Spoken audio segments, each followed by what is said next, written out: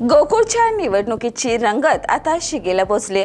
भुदरगड तालुक्यात उमेदवारींसाठी इच्छुकांची मोठी रांग लागली।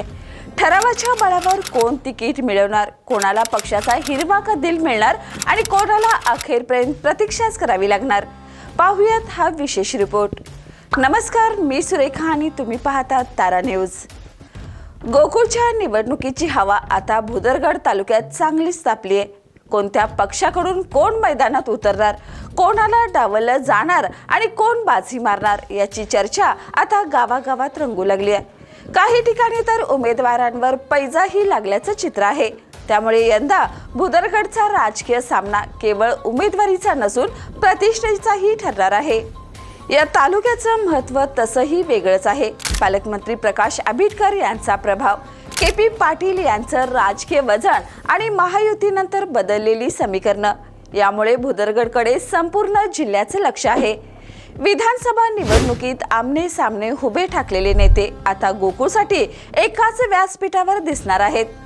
मात्र हे ऐक्य किती दिवस टिकणार आणि पडद्यामागे वेगळीच राजकीय खेळी रंगणार का याचीही उत्सुकता आहे। राष्ट्रवादी काँग्रेसकडून विद्यमान संचालक रणजितसिंह के.पी. पाटील यांची उमेदवारी जवळपास निश्चित मानली जात आहे। मोठ्या प्रमाणावर दाखल झालेले ठराव त्यांच्या दाव्याला बळ देत आहेत। मात्र तालुक्यात राष्ट्रवादीला आणखी एक संधी मिळाल्यास पंडित केने, धनाजी देसाई आणि विलास कांबळे यांच्यापैकी कोणाच्या नावावर शिक्कामोर्तब होणार हा मोठा प्रश्न आहे। शिवसेनेकडून विद्यमान संचालक नंदकुमार ढेंगे यांचं नाव आघाडीवर मानलं जातंय। त्यांच्या संघटनात्मक ताकदीमुळे त्यांना डावलणं कठीण असल्याचंही बोललं जाते। मात्र दुसऱ्या जागेसाठी मोठी चुरस आहे। मदन देसाई, दत्ताजीराव उगले, अशोक भांदिगरे, के.जी. नांदेकर आणि प्राध्यापक दौलतराव जाधव हे सर्वच इच्छुक जोरदार प्रयत्न करत आहेत। अंतिम निर्णय अर्थातच पालकमंत्री प्रकाश आंबेडकर यांच्या राजकीय गणितावर अवलंबून असणार आहे। याचबरोबर आणखी एक चर्चा सध्या जोरात आहे। अनेक नेते आपल्या घरातील व्यक्तींनाच गोकुळमध्ये संधी मिळावी यासाठी प्रयत्नशील असल्याचं बोललं जाते। त्यामुळे अर्जुन आंबेडकर किंवा विक्रम आंबेडकर यांचं नाव अंतिम क्षणी पुढे आलं तर त्यात आश्चर्य वाटण्यासारखं काहीच नाही। समविचारी आघाडी अर्थातच काँग्रेसकडूनही इच्छुकांची संख्या मोठी आहे।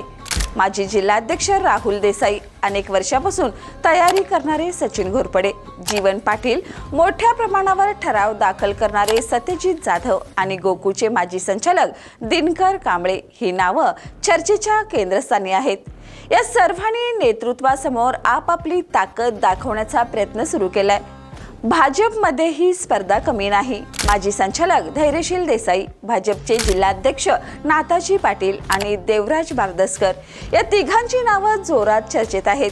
पक्षश्रेष्ठी कोणावर विश्वास दाखवतात यावर भाजपचं अंतिम समीकरण ठरणार आहे। एकूणच भुदरगडमध्ये उमेदवारीचा निकष एकच दिसतोय, ठरावांची ताकद। ज्याच्या मागे सर्वाधिक ठराव त्याचं तिकीट तितकंच मजबूत, अशी सध्या राजकीय चर्चा आहे।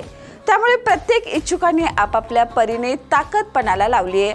आता पक्षश्रेष्ठी कोणाच्या नावावर अंतिम शिक्कामोर्तब करतात, कोणाची राजकीय लॉटरी लागते आणि कोणाची उमेदवारी हुकते हे लवकरच स्पष्ट होणार आहे। मात्र एक गोष्ट निश्चित, गोकुळच्या निवडणुकीत भुदरगड तालुका हा केवळ एक तालुका नाही तर सत्तेची दिशा ठरवणारा महत्त्वाचा राजकीय केंद्रबिंदू ठरणार आहे। याने अशाच ताज्या अपडेटसाठी पाहत रहा तारा न्यूज।